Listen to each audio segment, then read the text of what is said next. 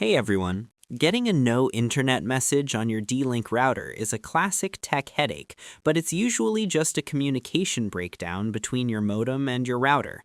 In 2026, the best method involves a systematic power cycle and a quick peek into the admin panel to refresh your IP lease. Step 1. Access the unified controller. We are starting from a new tab in Google Chrome.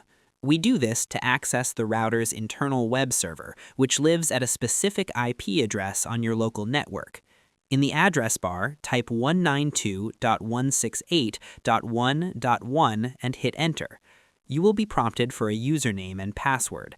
If you haven't changed these, check the sticker on the bottom of your router.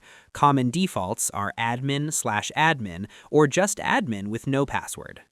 Step 2. Verify configuration in the Settings tab. Once inside the D-Link Unified Controller, we are heading to the Settings tab. We do this to ensure your internet protocols and Wi-Fi bands are properly configured. Navigate to the Settings menu at the top or side of the dashboard. Look at the Internet or WAN section. Ensure your connection status says connected and that your IP address isn't showing zeros. Also, verify that your Wi-Fi names, SSID, and security passwords are correct. Step 3. Check for firmware updates. We are finishing in the Management or System Admin.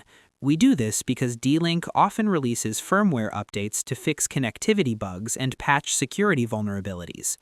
Go to Management or System Admin and select Upgrade or Firmware Update. Click the Check for New Firmware button. If an update is found, follow the prompts to install it.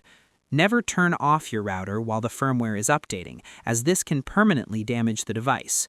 I hope this helped you out, and I see you in the next one.